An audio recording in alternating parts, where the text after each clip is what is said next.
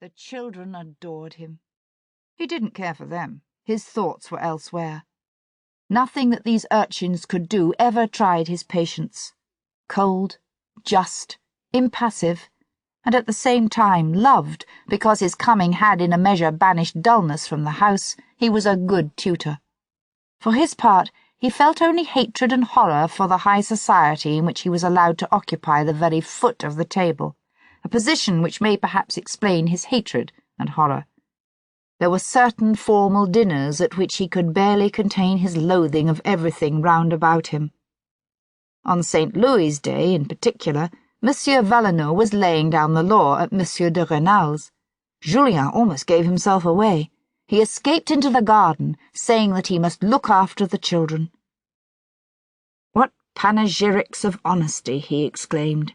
"Anyone would say that was the one and only virtue. And yet what consideration! What a cringing respect for a man who obviously has doubled and tripled his fortune since he has been in charge of the relief of the poor. I would wager that he makes something even out of the funds set apart for the foundlings, those wretches whose need is even more sacred than that of the other paupers. Ah, monsters, monsters! And I, too, I am a sort of foundling, hated by my father, my brothers, my whole family."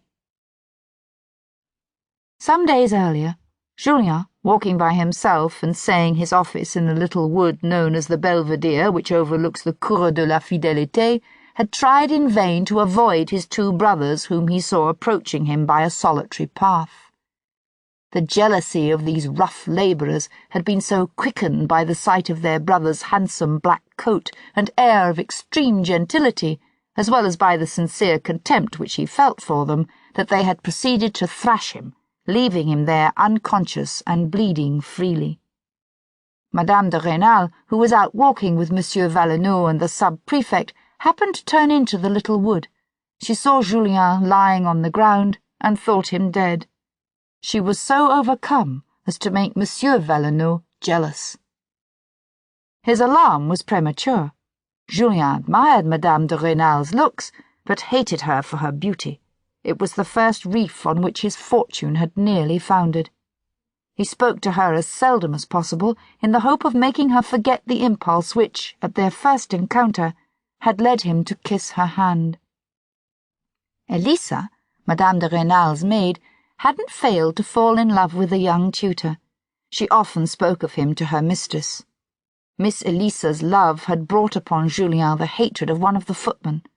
One day he heard this man say to Elisa, "You won't speak to me any more since that greasy tutor has been in the house." Julien didn't deserve the epithet, but with the instinct of a good-looking youth became doubly attentive to his person. Monsieur Valenod's hatred was multiplied accordingly. He said in public that such effeminate ways were not becoming in a young cleric. Barring the cassock, Julien now wore clerical attire. Madame de Renal observed that he was speaking more often than before to Miss Elisa. She learned that these conversations were due to the limitations of Julien's extremely small wardrobe. He had so scanty a supply of linen that he was obliged to send it out constantly to be washed, and it was in performing these little services that Elisa made herself useful to him. This extreme poverty, of which she had had no suspicion, touched Madame de Renal. She longed to make him presents, but didn't dare. This inward resistance was the first feeling of regret that Julien caused her. Until then, the name of Julien and the sense of a pure and wholly intellectual joy had been synonymous to her. Tormented by the idea of Julien's poverty, Madame de Renal spoke to her husband about making him a present of linen. "What idiocy!" he replied. "What? Make presents to a man with whom we are perfectly satisfied and who is serving us well? It is when he neglects his duty that we should stimulate his zeal." Madame de Renal felt ashamed of this way of looking at things. Before Julien came, she wouldn't have noticed it. She never saw the young cleric's spotless, though very simple toilet, without asking herself, "Poor boy, how ever does he manage?" As time went on, She began to feel sorry for Julien's deficiencies instead of being shocked by them.